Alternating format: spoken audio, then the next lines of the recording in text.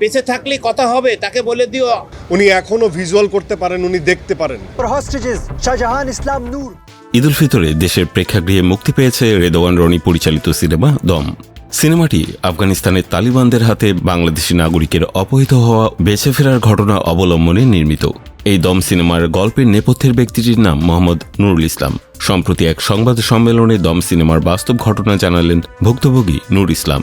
শোনালেন তার জীবনে সেই রুদ্ধশ্বাস অভিজ্ঞতার কথা। 2008 সালে আফগানিস্তানে অপহৃত হয়েছিলেন নূর ইসলাম। 84 দিন বন্দি জীবনের পর মৃত্যুর মুখ থেকে ফিরে এসেছিলেন তিনি।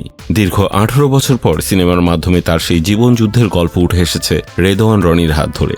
নুরুল ইসলাম বলেন, ভূ রাজনৈতিক ও ধর্ম সংক্রান্ত ভিত্তিহীন এক অভিযোগে আমাকে অপহরণ করা হয়েছিল। 84 দিনই যা দেখেছি, এক পর্যায়ে আমাকে হত্যার সিদ্ধান্ত নেয় তারা।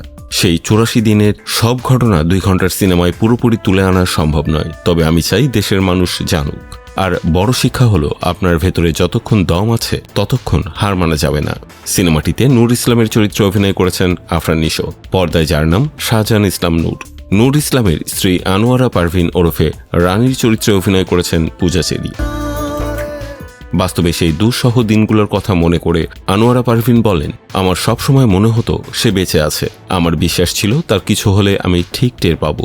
অনেকে আমাকে পাগল বলতো, কিন্তু আমার মনের অবস্থা কেউ বুঝতো না। পরিচালক রেদওয়ান রনি জানান, নূর ইসলামের ডায়েরি পড়েই তিনি এই সিনেমার অনুপ্রেরণা পেয়েছেন। রনি বলেন, গল্পটি যখন প্রথম পড়ি তখন কেঁদেছি। নূর ভাইয়ের সঙ্গে যখন প্রথম বসলাম তখন আমরা দুজনেই কেঁদেছি। নূর ভাই ডায়েরিটা আমাকে দিয়েছিলেন। সেটি পড়লে বোঝা যায় কেন এটি এক বাংলাদেশির জিতে যাওয়ার গল্প। সিনেমাটি দেখার পর নূর ভাই যখন জড়িয়ে ধরলেন তখন মনে হলো আমার চেষ্টা সার্থক হয়েছে। দম সিনেমাটি নির্মিত হয়েছে SVF Alpha I Entertainment Limited ও চরকির যৌথ প্রযোজনায়। সিনেমাটি আগামী 24 এপ্রিল থেকে দেশের সিঙ্গেল স্ক্রিন হলগুলোতে মুক্তি পাবে।